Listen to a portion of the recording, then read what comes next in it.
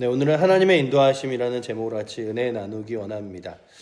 얼마 전에 인터넷에 글을 하나 읽었는데 이게 근데 읽고 나서 진짜일까?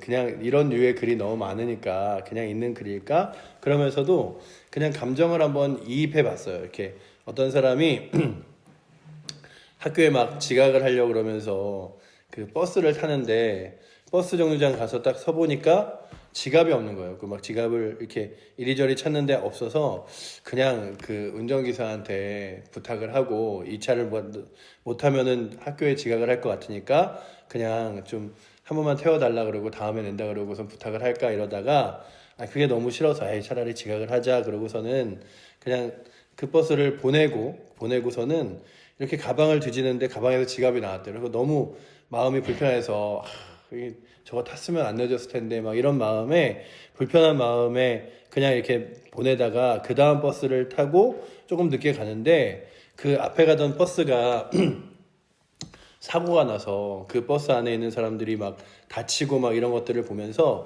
야, 저 버스 안 타기를 다행이다. 늦었지만 그래도 이 버스를 탔으니 내가 안 다쳤지. 뭐 이랬던 글을 보면서 참 사람이라는 것이 한치 앞을 몰라서 내가 조금 불편한 일이 생기거나 내가 조금 어려운 일이 생기면 이건 힘든 일이야. 이건 어려운 일이야. 이건 곤란한 일이야. 라고 하지만 그 일들 뒤에 또 어떤 일들이 일어나고 벌어질지 우리는 모르기 때문에 그것으로 인하여 불평하고 불만하는 모습들을 보면서 오늘 이 나옴이라는 사람의 삶 가운데 굉장히 처참하고 힘겨웠던 그의 삶을 이제 사람들 또한 구설수에 올리기 시작한 거예요. 나오미가 그 전에는 부유하게 살았는데 그 부유함을 잃어버리지 않기 위하여 모압 지방에 갔음을 오늘 성경이 기록하고 있습니다. 그래서 21절에 보시면 내가 풍족하게 나갔더니 라고 기록하고 있잖아요. 그러니까 그가 정말 가난하고 배고파서 모압 지방으로 간 게 아니라 여기 있다가는 있는 것도 다 잃어버리겠다 라고 생각해서 이 모압 지방으로 갔음을 또한 오늘 말씀이 보여주고 있습니다. 그렇게 모압 지방으로 가서 남편 잃고 아들 둘을 잃고 그리고 그가 갖고 있는 모든 소유까지도 잃어버린 것 같아요. 그래서 그가 아무것도 없이 이제 돌아오는데 사람들이 그런 얘기를 하는 거죠. 야, 우리가 알던 나오미가 맞아? 진짜 그게 나오미야? 나오미가 저렇게 완전히 다 잃어버리고 저렇게 슬픈 모습으로 돌아오는 게 맞아? 막 이런 거예요. 왜냐하면 나오미의 뜻은 희락, 기쁨이라는 뜻이고요.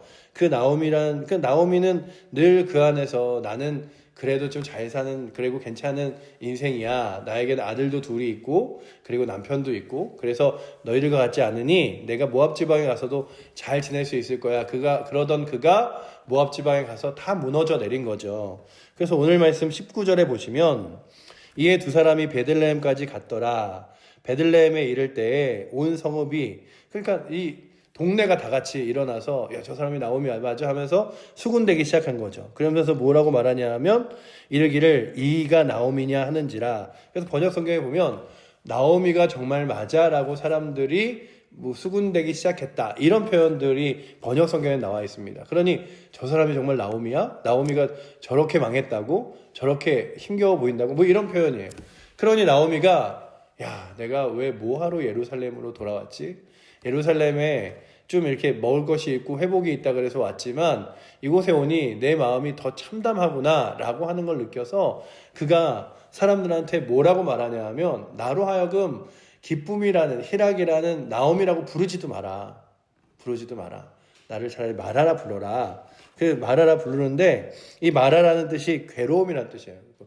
그냥 저는 아이들이 그 입에 매우면서도 먹는 마라탕이 그런 건가 뭐 이러면서 그냥 봤는데 그 괴로움이란 뜻, 그냥 나는 내 인생에 너무 괴로움밖에 없는 것 같다. 하나님이 나로 하여금 이 예루살렘에서 살 수 없어서 살기 힘들어서 모압 땅으로 갔는데 그 모압 땅에서 더 살기 힘들고 자녀까지 다 잃고 그리고 이렇게 왔으니 나로 하여금 소망이 없는 그냥 이제 슬픔밖에 없는 괴로움밖에 없는 사람으로 여러분들이 불러라 이러면서 이야기합니다. 그러면서 무엇이라고 말하냐 하면 하나님이 나를 괴롭게 하셨다라고 말하죠. 우리 20절 말씀 한번 같이 읽어보도록 하겠습니다. 나오미가 그들에게 이르되 나를 나오미라 부르지 말고 나를 마라라 부르라. 이는 전능자가 나를 심히 괴롭게 하셨음이니라 라고 기록하죠. 그가 생각하기에 자신의 인생의 괴로움과 만족은 어디 있었냐 하면 자신의 육신의 부함과 평안함에 있었습니다. 근데 우리도 그래요. 우리도 늘 이렇게 그냥 잘 지낼 때는 괜찮은 것처럼 보이나 내 것 하나 없어지고 잃어버리고 그러면 금방 불평하고 금방 속상해하고 금방 마음 아파하고 그럽니다. 그래서 그 성경에 보면 욥이라는 사람이 하나님이 칭찬하시죠. 야, 정말 동방지방에 저 욥 같은 믿음의 사람이 없다. 그러자 사단이 그거 다 하나님이 주실 거 다 주시고 가질 거 다 가지게 하시니까 그런 거지, 그에게 소유가 없고 그에게 정말로 아무것도 없으면 그거 하나님 찾겠습니까? 이런 얘기하죠. 그리고서는 그의 모든 소유를 다 날려버리지만 그가 무엇이라고 고백하냐 하면 주시니도 하나님이시요 가져가시니도 하나님이시니 하나님을 찬양할지어다 라고 고백합니다. 그러자 사단이 그러는 거죠. 아니, 더 힘들어서 그런 거죠. 정말로 그가 더 힘들어지면 하나님 찾겠습니까?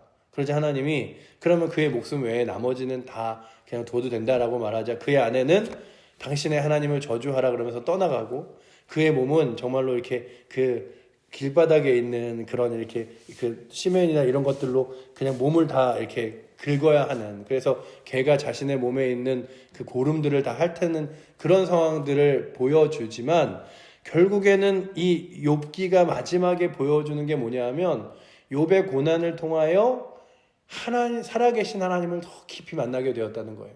그래서 욥기의 가장 큰 결론은 뭐냐 하면 욥이 마지막에 고백할 때 이렇게 말합니다. 내가 전에는 하나님을 귀로 듣는 것 같았으나 이제는 그 하나님을 눈으로 배웠나니 라고 고백합니다.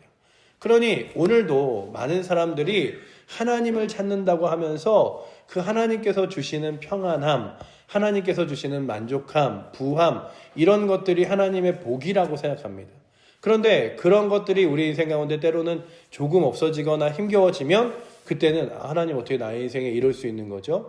이렇게 지나갈 수 있는 이런 고백들이, 그리고 불평들이 생기는 거죠. 그런데 오늘 말씀에 이 나옴이라는 사람과 그리고 가장 절망적인 모습으로 돌아왔던 그에게 하나님은 무엇이 있음을 보여줬냐 하면 하나님의 계획과 인도하심이 있음을 보여줬습니다.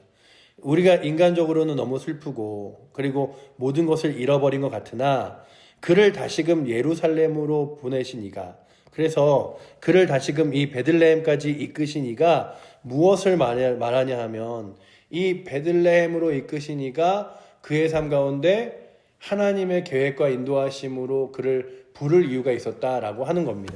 그래서 그는 자신이 생각하는 모든 것 앞에서 하나님이 자신을 버리셨다고 생각해요. 그래서 21절에도 내가 풍족하게 나갔더니 여호와께서 내게 비어 돌아오게 하셨느니라. 여호와는 나를 징벌하셨고 전능자는 나를 괴롭게 하셨거늘 어찌 나를 나옴이라 부르느냐. 이러지만 그가 다시금 모압 지방에서 이 베들레헴으로 돌아옴으로써 무엇이 시작되냐 하면 하나님의 계획과 약속이 시작되고 그로 하여금 다시금 하나님을 깊이 만나는 계기가 되어지게 됩니다. 왜냐하면 그가 돌아와서 이제 막 보아스와의 관계들과 그리고 그런 일들이 시작되면서 어머니에게 자꾸 물어요. 어머니 어떻게 하면 좋겠습니까? 그러자 하나님이 이렇게 하시기를 원하실 것 같다 고백하며 그의 삶이 다시금 신앙으로 돌아오는 것을 룻기가 조금씩 보여줍니다. 그리고 오늘 말씀의 마지막 절이 그 절망과 단절이 아니라 하나님께서 그들에게 다시금 소망을 주심을 보여주고 있습니다. 우리 22절 말씀 한번 같이 읽도록 하겠습니다. 나오미가 모압 지방에서 그의 며느리 모압 여인 룻과 함께 돌아왔는데 그들이 보리 추수를 시작할 때에 베들레헴에 이르렀더라. 이게 그냥 써 있는 말이 아니라 그들은 정말 절망이라고 생각했으나 그 땅에 왔을 때 다시금 그들에게 먹을 것과 가질 것을 하나님이 새롭게 채워주심을 보여주는 장면이에요. 그리고 이제 2장에 넘어가면 이 룻이 나오미에게 어머니 제가 가서 밭에 가서 떨어진 그 밀 이삭이라도 좀 갖고 보리 이삭이라도 좀 갖고 오면 되게 어떻겠습니까? 그래서 가져오게 합니다. 그래서 그 보리 이삭을 가져오면서 느끼는 게 뭐냐면 가장 큰 절망 가운데서도 하나님은 다시금 소망을 품게 하시는데 그들을 이 베들레헴으로 부르신 이도 하나님이시고 그 베들레헴으로 부르셔서 다시금 소망을 갖게 하신 이도 하나님이라는 거예요. 근데 오늘도 우리가 다시금 보는 건 우리의 욕심과 욕망이 결국 때로는 우리를 넘어지게 만듭니다.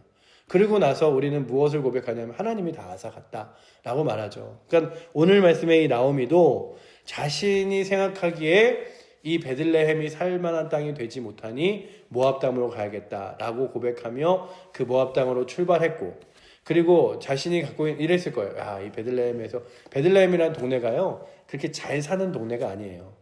그래서 그 예수님이 베들레헴에서 태어나시잖아요. 그래서 베들레헴에서 무슨 선한 게 나느냐 이런 얘기들 하잖아요. 베들레헴이 이게 그렇게 잘 사는 동네가 아닌데 그 베들레헴을 떠나 그가 자신의 부함을 유지하기 위해서 모압 땅으로 갔고 그 모압 땅에서 하나님을 버리고 그 이방 민족과 함께 더불어 살려고 했지만 그곳에서 모든 걸 다 잃게 되었잖아요. 그러면서 그가 돌아와서 무엇을 말하냐 하면 하나님이 다 뺏어갔다. 그러나 하나님은 뺏어가는 존재가 아니고 그를 절망시키는 존재가 아니라 다시금 그를 회복시키는 존재임을 이 루키를 통해서 보여줍니다. 그러니 오늘도 이 새벽에 나오신 여러분들의 삶 가운데 때로는 어려움들과 문제와 힘겨움들이 있다 할지라도 하나님 내 인생 왜 이렇게 힘들게 만들지가 아니라 그 하나님은 이 힘겨운 순간에도 나의 소망이 되시고 그 하나님은 나의 어려운 순간에도 다시금 새로운 길을 인도하셔서 하나님께서 인도하시고 이끄시는 거룩한 길이 있음을 보여주며 나아가는 은혜가 있기를 축원합니다. 그리고 이 롯이라는 이 나오미와 롯의 두 여인의 이야기를 오늘 롯기가 하는 것 같지만 사실은요 어떤 이야기를 하고 있냐 하면 이스라엘이 전체적으로 하나님을 떠나 소망도 없이 그리고 또한 어떤 희망도 없이 무너져 내릴 수밖에 없는 이곳에 하나님께서 새로운 소망을 주시는데 모압 여인인 룻과 그리고 어제도 말씀드렸지만 그 여리고의 그 기생 라합의 아들인 보아스를 통하여 하나님이 새로운 소망을 주십니다. 그러니 이제는 우리에게는 어떤 소망도 없어. 그냥 이렇게 절망적으로 하나님 떠나고 잃어버리고 죄악 가운데 서고 살아가는 거지 라고 하는 틈바구니에서 하나님이 소망을 주시는 거예요. 우리가 참 우리의 눈으로 생각하기에 이 대한민국 다시금 옛날만큼 아이들도 많아지고 그리고 영적으로도 회복되고 이렇게 잘 될 수 있을까 하면 이 머릿속으로 생각하기에는 정말 절망밖에 안 보이지만 그럼에도 불구하고 교회가 기도하는 이유 또한 하나님 앞에 무릎 꿇는 이유는 무엇이냐 하면 우리의 눈에는 절망이 보이지만 하나님에게는 새로운 인도하심과 이끄심의 약속과 계획이 있기 때문입니다. 그러기에 오늘도 여러분들과 제가 우리의 눈으로 보이는 참 암담한 현실과 앞으로의 문제와 지금 있는 어려움들만 보는 게 아니라 하나님께서 주실 소망과 약속을 바라보며 믿음의 길을 걸어갈 수 있는 은혜가 있기를 축원합니다. 우리의 인생 전체가 그렇잖아요. 우리의 인생이 막 한때 확 젊었다가 20대 젊었다가 30대부터 노화된다 그러잖아요. 그래서 더 막 기대하고 옛날보다 훨씬 더 막 건강해 막 이런 게 아닌 더 이렇게 아파지고 힘겨워지는 인생으로 살아가지만 그래서 우리가 생각하기에 앞으로 10년 뒤가 난 훨씬 더 건강할 거야. 10년 뒤가 되면 하나도 안 아플 거야. 이러지 않잖아요. 그냥 지금이 가장 건강할 때고 감사할 때야. 10년 후가 되면 더 힘들겠지. 더 열심히 운동해서 몸 만들지 않으면은 더 지치겠지. 이런 거죠. 그러다가 막 80, 90이 되면 막 거기에 내가 이제 90에서 100세 되면 훨씬 더 건강해지겠지. 이러진 않아요. 그러나 우리 가운데 육신으로는 절망적이나 그러나 무엇이냐 하면 하나님 나라에 대한 소망으로 우리가 그 절망을 이겨낼 수 있는 것처럼 우리의 모든 삶 가운데 때로는 문제가 생기고 절망이 생길 때 그 절망을 보고 포기하거나 좌절하는 인생이 아니라 그 가운데서도 다시금 새로운 희망과 하나님의 뜻대로 인도하시는 약속이 있으신 주님을 바라보며 또한 힘있게 오늘도 주님께서 주실 계획이 있지 우리 교회에 그리고 나에게도 하나님의 인도하심이 있지 믿으며 믿음의 길을 걸어갈 수 있는 은혜가 있기를 축원합니다. 참 나오미가 그러지 못했어요. 난 절망스럽다. 난 좌절스럽다. 하지만 하나님의 계획은 꼽히고 있었습니다. 내가 너희가 굶기지 않기 위하여 보리싹이 이제 막 나서 추수하기 시작할 때 내가 너희를 이곳에 불렀다. 그러니 너는 날마다 좌절한다고 말하지만 하루하루를 먹을 수 있는 걸로 채울 거야. 그래서 우리가 늘 이렇게 주기도문 할 때 고백하잖아요. 일용할 양식을 주옵시고. 그래서 내가 앞으로 많이 걱정하는 것 같지만 오늘도 먹을 수 있는 양식이 있고 오늘도 살아갈 수 있는 하루가 있고, 그래서 어제도 내일 어떻게 살아가나 해도 또 눈 떠서 이렇게 나와서 새벽에 드릴 예배당이 있고 그래서 기도할 수 있고 주님을 의지할 수 있다면 오늘도 여러분들 눈앞에 보여진 여러 가지 문제와 현실 앞에서 그냥 좌절하고 넘어지는 것이 아니라 하나님께서 더 큰 계획과 인도하심을 믿으며 내 눈앞에 그 계획과 인도하심이 보이지 않는다 할지라도 하나님을 신뢰하며 또한 믿음의 길을 걸어갈 수 있는 은혜가 있기를 축원합니다. 성경을 우리가 이렇게 바라보는 가장 큰 이유가 그거예요. 성경을 이렇게 다른 사람의 인생과 시간들을 미리 보게 되잖아요. 그런데 우리는 미리 보면서 무엇을 아냐 하면 아 그렇구나, 이 사람들이 한 치 앞을 더 봤다면 그렇게 불만하지 않을 수 있었는데, 한 치 앞을 봤다면 그렇게 포기하지 않을 수 있었는데. 저는 우리나라가 이렇게 일제시대 때 독립을 하는 그때에 42년도인가에 장로교 합동 측 목사님들이 모여서 결의를 합니다. 신사참배는 죄가 아니다.